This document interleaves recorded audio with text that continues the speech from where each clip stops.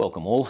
If you're a experienced and proficient user of gimbals or glide cams, then this video is most likely not for you unless you want to check the veracity of what I'm saying about gimbals. The reason that I'm doing this particular video is because of a bit of a tete-a-tete I had on one of my videos with regards to stability and so forth of the Crane 3S, and something that I've noticed with YouTube videos on gimbals and so forth, where they tend to assume that people understand what gimbals can and can't do, and so people may be under the misconception that a gimbal is a panacea for controlling all unwanted movement when filming with any sort of camera. That's not really the case.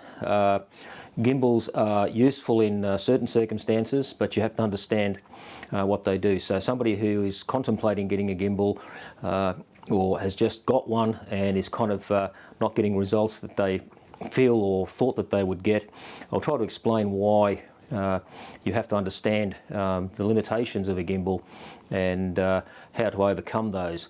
Now, when you see videos of YouTubers, reviewers doing their stint on a new gimbal and whatever else, you'll see very smooth footage, and a lot of people assume that that's automatically what you'll get with your brand new gimbal. That's not necessarily the case. Gimbals are able to control certain movements like pitch or roll or yaw. They can't control the movement that occurs when you're moving, so that up and down movement is never eliminated with a gimbal on its own. It's just a fact of physics, mechanics, and whatever else you want to call it. You can get very, very smooth video while you're standing still, and that's where gimbals are at their best. When you're not moving around, it just simply gets rid of those jitters that you would naturally get if you were holding a camera on its own.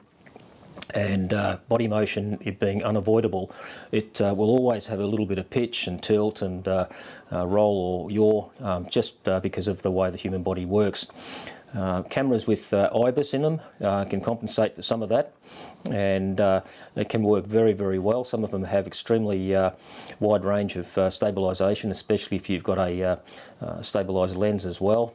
I believe you can get up to about 7 stops of stabilisation, meaning if you're standing still, you can take shots that run up to the seconds, which was unheard of in the past. But when it comes to motion, if you're moving about and so on, IBIS often doesn't work that well. And there's a lot, basically, why cinema cameras generally don't have IBIS. There are other reasons as well, for heat generation and things like that. But that's where gimbals and glide cams and so forth have come into their own, because they assist in keeping a camera relatively steady.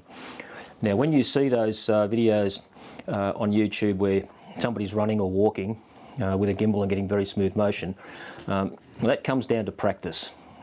You've always heard of the term, or most of you may have heard of the term, ninja walk, or the Ministry of Silly Walks. That is a technique that long-term users have developed, and it basically came from the glide cam era, where you had to walk in a very particular way, heel and toe, to avoid that up and down jittering that comes with normal walking gait.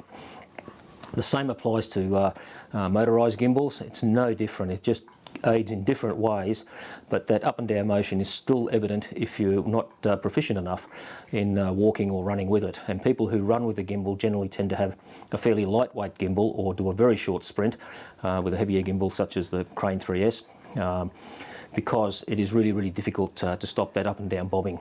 And I've mentioned that before in my videos. So if you are contemplating getting a gimbal, be aware that it will only compensate for certain levels of movement, and if you want it to become the panacea for every movement that's possible, then that becomes a user issue, and that you have to be able to manage how you move about when it comes to using the gimbal in motion. I'm not an expert on it, and I'm still learning myself, but I accept the limitations that are there, and anyone who is contemplating a gimbal should accept those limitations as well. And if you get it, it's a great device, but learn to use it. Practice makes perfect, as with everything, and planning how you're going to do your shots beforehand, so that you're prepared for the various motions that you're trying to avoid when it comes to that up and down bobbing. But that's all I really wanted to say, and I think it's mainly forgotten with a lot of the reviews and so forth, that people now assume, perhaps, that people understand that there are limitations. And I just wanted to reiterate that these videos that you see are really done by people who are proficient at their trade, and they sort of leave things open, not intentionally, but people then are led to believe that you can do all sorts of things with a gimbal, which it doesn't really come when it comes to practice. So take that on board, and if you get a gimbal, good luck, practice, and you'll be sure to get some good results. So that's all for me today. Cheers.